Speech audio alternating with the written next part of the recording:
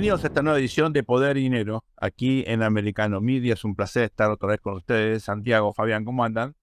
Hola muchachos, hola Sergio, hola Santiago. Muy bien, ¿cómo están ustedes? ¿Se los ve bien? Bien, pero preocupado por Gracias. la económica, por la vulnerabilidad que evidentemente tiene el sistema financiero. Santiago, uno ha visto a lo largo de la vida ya varias crisis bancarias, la más importante obviamente la del 2008, pero claro, aquí creo que hay que reflexionar sobre problemas que combinan, ¿no? La cuestión muchas veces eh, lógica dentro del sistema financiero, de empresas que quieren ganar más dinero, con el rol del regulador, que siempre tiene que mirar, obviamente, la estabilidad del sistema, con cuestiones que no son fáciles de, naturalmente, prever, como la caída en la acción de las empresas tecnológicas, el valor de las empresas tecnológicas, que el año pasado fue terrible. ¿Cómo podemos pensar este contexto económico tan complejo cuando al mismo tiempo, contradictoriamente, uno ve que la economía norteamericana sigue con problemas de inflación y hay como una agenda muy compleja para la Reserva Federal, Santi, en la medida en que esto reduce los márgenes de maniobra, ¿verdad? En términos de Claro, la lucha. mira, yo creo, digamos, podemos tener una buena charla acá. Yo sé que Fabián tiene una visión distinta, que tiene mucha expectativa en la gestión de Powell, por ejemplo, en la Fed.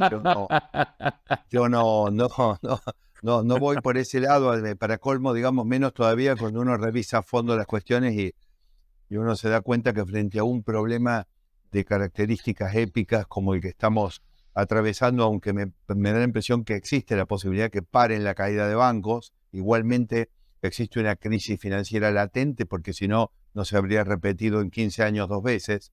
Son Claro, distintos los episodios, pero es la misma crisis. Eh,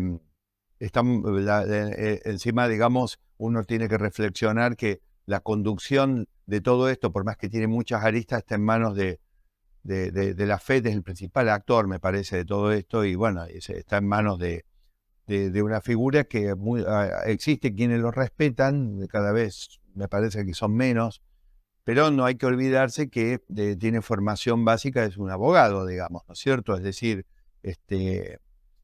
los Estados Unidos se distinguieron por ser un país que priorizaba a los ingenieros y los que producen valor antes que los abogados. Cuidado que los abogados también producen valor, pero mucho.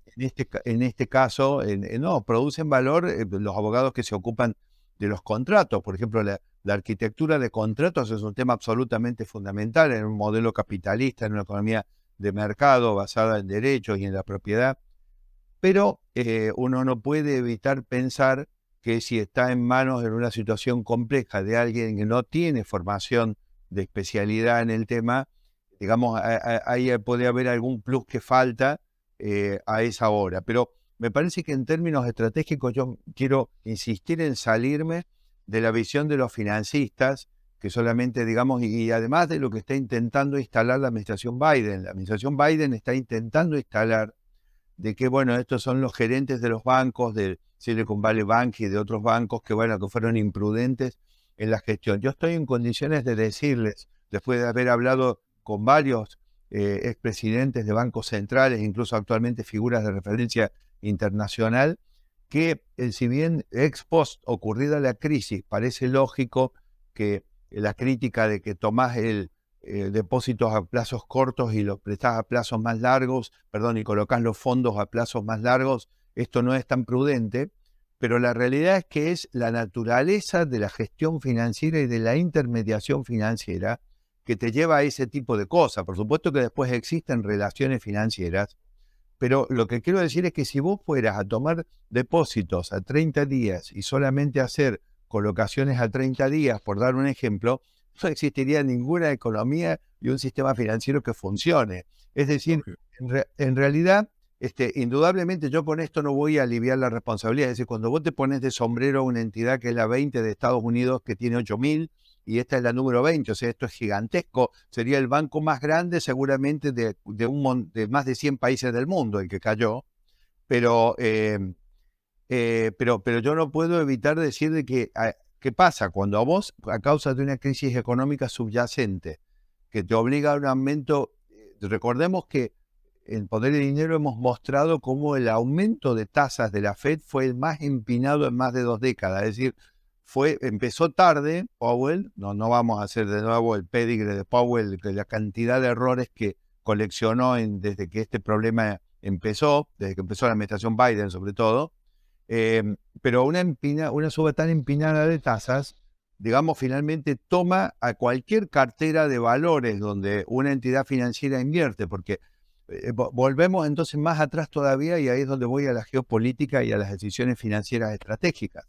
La crisis del año 2008 de George Bush, en realidad, quiero reconocer que fue en la última parte del gobierno de Bush, pero la atiende el binomio Obama-Biden.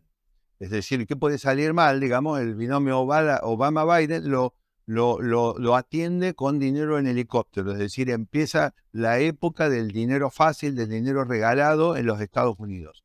Si después de más de una década casi media, empezás a empinar las tasas y empezás a, como decimos en algunos países de Latinoamérica, a recoger el barrilete muy rápido, ¿cómo no va a tomar por sorpresa carteras de inversores?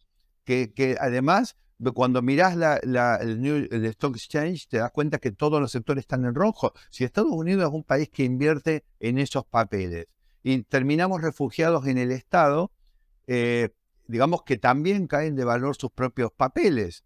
Entonces digo, cuidado que acá no es el Silicon Valley Bank, sino que hay motivos de la gestión económica de fondo, y podemos decir de los últimos 15 años de los Estados Unidos, que entró, digamos, en una estrategia de dinero regalado, no sé, porque mi hipótesis es que los financistas, por supuesto, este tema no lo ven, no les importa y no les interesa, y es casi perder el tiempo. Pero yo creo que esto tiene que ver con la competitividad con China.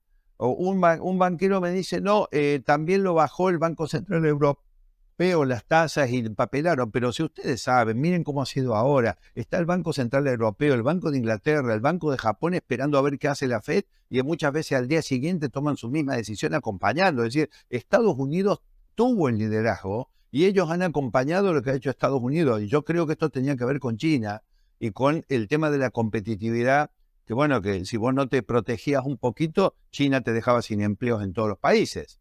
Entonces, a mí me parece que acá estamos frente a una crisis mucho más profunda y mucho más compleja, que recién empezamos a verle la punta al iceberg. Sergio y Fabián, esto es lo que yo pienso.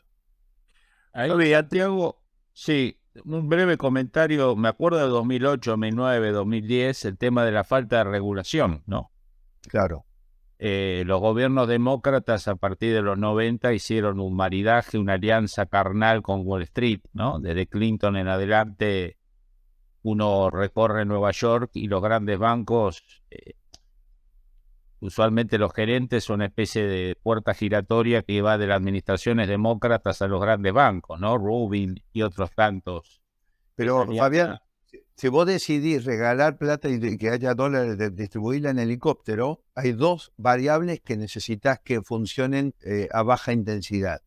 Siempre fue Una es la regulación y la segunda son los controles. Bueno, ahí voy. Y 2008-2009 se volvió con sonidos 1929, 1933 al tema de un capitalismo dotado de regulaciones, bueno, todo lo que nos dejó Keynes, Roosevelt y todo lo que vino después, ¿no? El estado de bienestar keynesiano. Pero cuidar al capitalismo de los capitalistas. Pasaron 14 años de la crisis del 2008, ¿no? Y los gerentes pueden ser irresponsables, no sé, agarremos la retórica de los liberals americanos que dicen que el problema de los banqueros.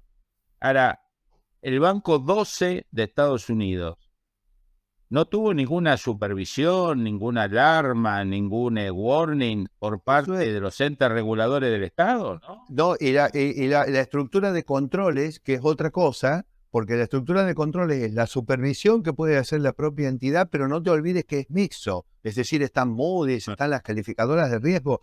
Fabián, ¿qué pasó con todo esto? Hay un punto Nada ahí funcionó. porque esto requiere una aclaración importante. Funcionaron los organismos de control, a veces un poquito tardíamente, La gerencia del banco reacciona frente a lo que iba a ser una caída en la calificación de riesgo muy significativa.